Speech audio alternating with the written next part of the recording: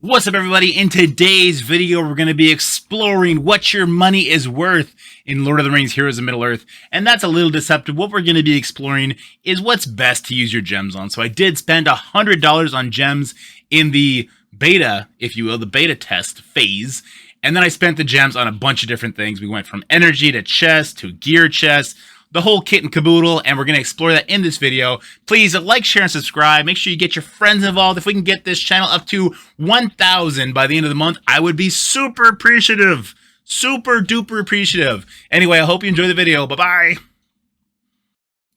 Alright guys, so here we are in the new Lord of the Rings Heroes of Middle-earth game, and as you see, I do have 11,000 gems. So the purpose of this video is going to see how far those gems will take us. What kind of energy refresh breakpoints we're looking at as far as when it gets more expensive, how many characters we can farm given, I don't know, maybe 1,000 cores or gems, whatever you want to call it, what's in the chests, things like that. So let's go ahead and break this down, and let's just start with the energy. So let's see where the breakpoint begins. Now I don't think I've done a 51 yet today, but maybe I did. In the max refills you can do is 15, but let's see when this 50 gems jumps up, if at all.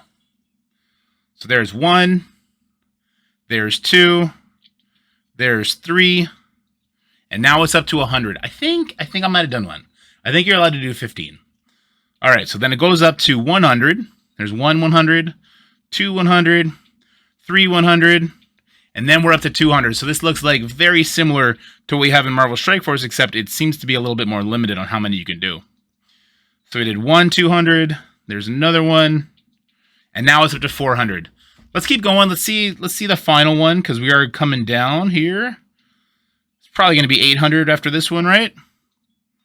It is 800. Okay, so this is going to be very, very similar to games like Marvel Strike Force, and I assume Star Wars Galaxy Heroes as well, where it's going to be very beneficial to do your 50 gem resets and then probably chill, because you're going to be losing too many gems at that point. Let's check the guild campaign one, or the guild guide, if you will.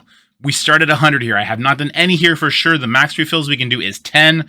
Let's see when this jumps up. There's 1, 2, 3, and now we're at 200. Okay, and I'm assuming we're going to do 3 more here. So there's a 200.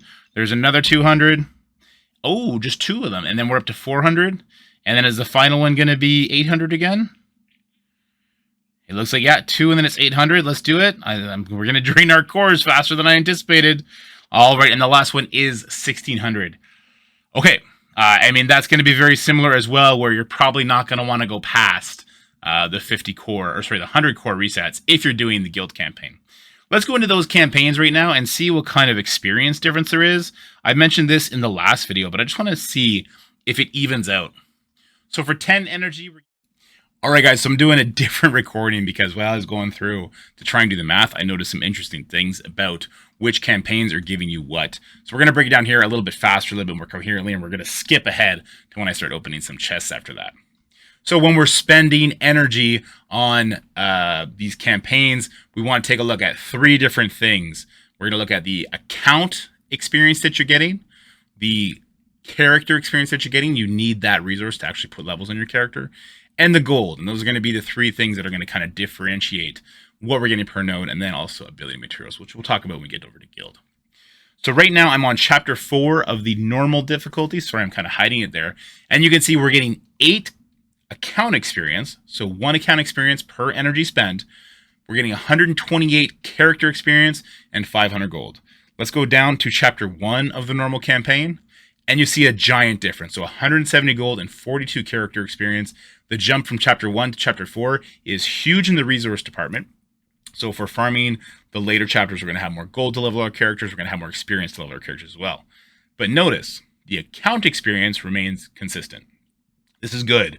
This is important, because if we need to come back and we need to farm earlier gear nodes for a new character we just unlocked, at least our account is still progressing faster. We're not getting as many resources to level these new characters. That sucks. That's dumb. But at least the account is still growing. Now, this is not true for the hard campaign. So let's go to hard chapter 3. This is node 1. We're getting 560 gold, 142 character experience, and again, 12 account experience per energy spent. This is still a 1-to-1, so at least the account still grows at the same rate if you're farming the hard campaign or you're farming the normal campaign. Let's jump on over to chapter 1 of this, and the values are the same. This is great. This is actually a really player-friendly thing, because if we need to farm right here, if we need to farm the Haradrim veteran, who's actually going to get a real name tomorrow, then we're not penalized on the gold or the character level.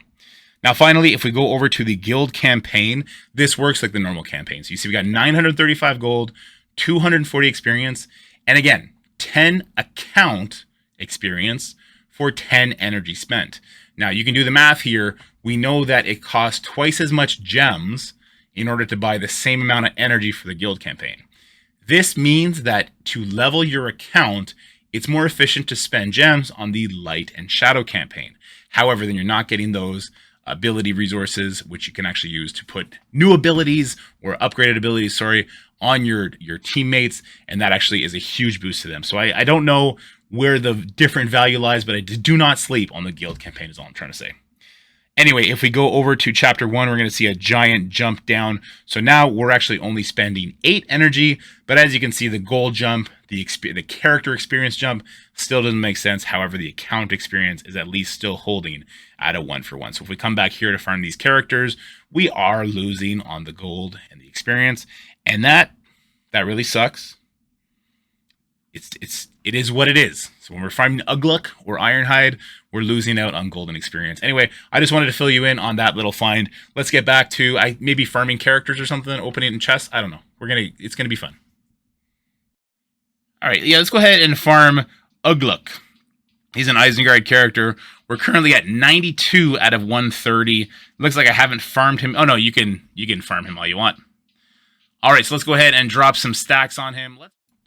All right, guys, one thing I really overlooked when looking at the guild campaign nodes is these resources right here that we're getting when we farm every single node. And with those, we can farm the ability materials, which is awesome, and we can also farm these character shards, which have immense value, especially the Haradrim champion. But you're going to have to go check out Tauna's video talking about the new legendary to understand why that might be the case. So this definitely adds more value to the guild campaign. I'm not sure which is more valuable between the Light, Shadow, and the Guild campaign, because they give different things. Light and Shadow is going to be giving us account experience to level faster, so we can actually level our characters higher. But the Guild campaign is giving us more character shards, the ability material. It's a very interesting dynamic, and because the Guild campaign costs more gems, that's going to be tough. But in this video, we're still going to figure out where we want to use the gems in the long run.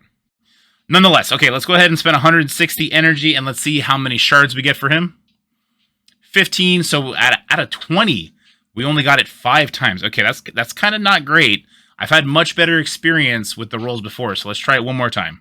Spending 160, that's 20 auto fights, and now we got 33. That's more in line with what I thought. Then that time we got it 11 out of the 20 times, so about 50%. Let's do it one more time and see how it goes. And that time 33 again. That's kind of where I figured the drop rate was, around 50% in this game, so that's interesting. Okay, and what would that be? That would be a refresh plus 40 energy. So one of the objectives, if we go ahead and claim the objectives, we'll see it's worth 45 points down there at the bottom, 45 energy, if you will. All right, let's do the same in the Dark campaign, the Shadow campaign. Let's go ahead and take our talents over to the hard mode. I did already farm the Gondor. This is going to work for us. Oh, you know what? I didn't finish farming him. So let's go ahead and finish these 3, and then we're going to do a bunch of resets on his node. Now it's back to 25. What's going on?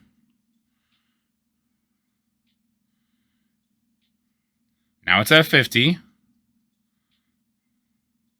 Now it's at 100. Now it's still at 100. Did it jump? Did we just pass by like the global reset? We might have. Yeah, it's midnight. Okay. Now it's at 200. This is more what I was expecting. Still at 200. Yeah, sorry guys, that was awkward. We just passed global reset. Now it's at 400. So it seems to be doing a linear scale, or sorry, yeah, that's still linear scale. Seems to be doing a type of linear scale that is the same when we're actually buying the energy. We're already halfway through our gems, so let's go ahead and check out the stores. I want to open at least some of those chests and see what they have for us. I believe they're in the store, right? These chests. Well, first of all, you get to buy a Hobbit chest. Used to 150 shards of Hobbit characters. Power up Frodo Baggins, Merry, and Pippin, and progress towards. Okay, let's go ahead and drop 1,000 gems on this one and see what we get. Hobbits are not a good trait, in my opinion, but maybe they'll be needed for a legendary or some kind of event later, and we'll want to have them built up. And we get 5.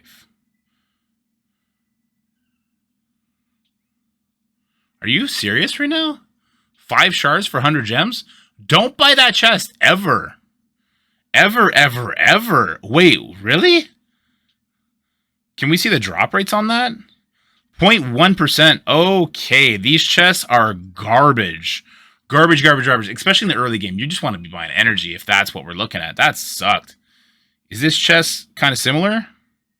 0.03% to get 50 on one of these characters. What's the minimum shards we get? Is it also 5? Keep scrolling, keep scrolling. I guess I could just open one and get one. The minimum you get is 15 here. Okay, so that Hobbit, this one was atrocious. 5 shards for 1,000 gems. Here it's minimum 15 for 450. Let's open one for fun and see what we get. Or see who we get, rather. Pop it open. And we got Albert. Hey, that's a good pull. Okay, so if I was going to drop gems, and I want to do chests to get random characters, it's not going to be on a chest like this one. We got to check the drop rates for sure before we're ever opening anything in this game. So that's it for chests. What do we got here? We got a lost treasure chest. Guaranteed to contain between 26k and 1 million gold. Let's see the probability here. For 100,000, it's 0.05%. Where's the million drop? So it drops 4 things. Let's go ahead and open one. 300 gems for this one. Let's see what kind of gold. Gold becomes a huge bottleneck. A huge, huge bottleneck when we get around level 30. And, okay. 1,500 gold is not a lot. Let's see the second drop. 10k, not a lot. 60k, that's doing better. That'll help us. Okay. This would help us bring one character from 3-star to 4-star. I'm still giving the edge to buying energy on this one. All right, let's do that one more time. Let's do one more chest like this and see what happens. Obviously, with 4 different drops and all kinds of different drop rates, it's very hard to pinpoint what you can expect here. So opening up a couple gives you a vague idea of what the regular drops are. And again, we're pulling in around 80,000, not even. All right, that's 15,000, so about 65,000. Yikes, not feeling the value in those either, in those chests. Let's check the other chests. 500 of each. We can't even open one of each, so let's just check what's in the drop rate. So we've burned through our gems fast. Okay. We got some blue gear. We got 5 pieces of the blue gear. That's interesting. Not super into that. Again, we're just looking at different kinds of blue gear. Okay, guys. It's kind of what I expected. If you're trying to go ham at the beginning, you're going to waste all your resources. On these, this gear is super expensive for this cost. Not a fan of this at all. We'll see, like, where can we go farm that? I'm sure we can hit some nodes. And that'll be farmable there. I know these are farmable. Okay. I think I'm ready to make a sweeping declaration. It's just worth it to buy energy. Just buy the energy and stop at 50 energy. Okay, so actually, you know what? I didn't do one yet. We already had the server reset. It's at 14. It's now at 14. I think you just want to buy energy, guys. And I think if you want to be a whale, you definitely want to do the 50s. You want to buy gems to do energy. And then if you're going real ham, you want to buy these 100s. If you want a real leg up. We get to do that 3 times for each. And then it's 200. And now it's not worth it at all. And the same thing for the guild energy. We'll buy the 100. We'll buy the 100 again. We'll buy the 100 a third time. And that's it. I'm not going to do the 200s.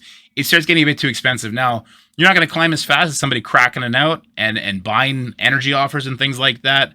But if you just buy the gems, you're going to get a bunch of resources on all fronts. You get gold, because you're obviously doing nodes that have gold on it. You're getting experience. You're getting gear. You're getting all that. So yeah, I think the best in these games, it's always the case, right? The best thing to do is buy energy, and we can just get a bunch of nice shards. He's ready to update. Let me go ahead, and we'll do a bunch of farming. Let's check our gold, actually. Before we spend all this energy, let's check how much gold we have. We're currently at 238,000. we obviously spend way too much energy. But if we do 3 guild ones at 120, and we do 6 shadow campaigns at 120, let's see how much gold we add. So we were at 230k. Let's go ahead and break this one down. Let's just find the closest 3-star. This is 200, so we're looking to spend 360. So let's just go ahead and do that. There we go. That's 360 right there, and we're getting these purple ability materials. Only 1 per. Ooh, that's a rare drop. Not sure how I feel about that. All right, let's farm some shadow campaigns. We're able to do 120 here, so we just need to do 6 of these nodes. 2, 3, 4, 5, 6. Oh, wait, can we farm these nodes indefinitely? Oh, we can. I didn't even know that. Interesting. Very interesting. And we made about 70,000 gold. So instead of spending... What was the gold box? The gold box was 300, right?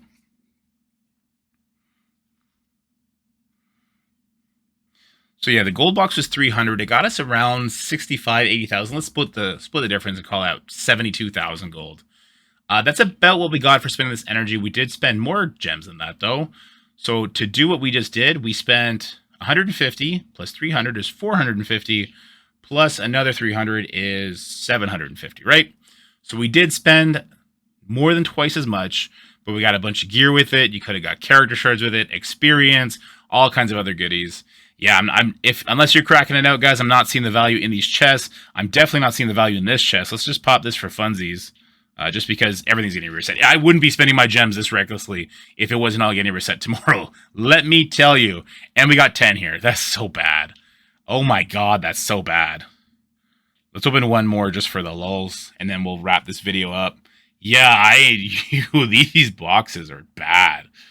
The ones that have 15 shards in it, I guess, if you're cracking it out, do that. Don't be buying this Hobbit. Oh my god, it's so bad. All right, guys, let me know in the comment section below what you think and what you plan to do with your gem spending adventures. And I'll see you guys in Middle-earth tomorrow at the server reset. I can't wait. I can't wait. As you saw, I did go ahead and spend $100 frickin' in Canadian. It's actually $160 on those gems. And now that I see how it all plays out, I'm only going up to 100 cores or 100 gems on both the energy campaigns. And I think buying the 100 gems that I did buy, I think that's going to last me like 2 or 3 weeks when you also take into account what I'm going to be getting daily from objectives and from the arena as well.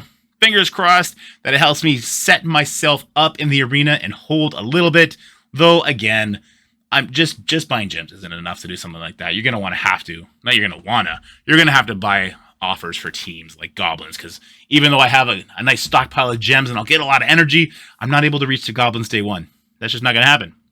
But anyway, yeah, let me know what you think in the comment section below, and I'll see you guys later. Peace. That's it for the video, guys. I hope you enjoyed it. If you did, make sure you like, share, and subscribe. Stay happy, healthy, have fun, and I'll see you in the next one.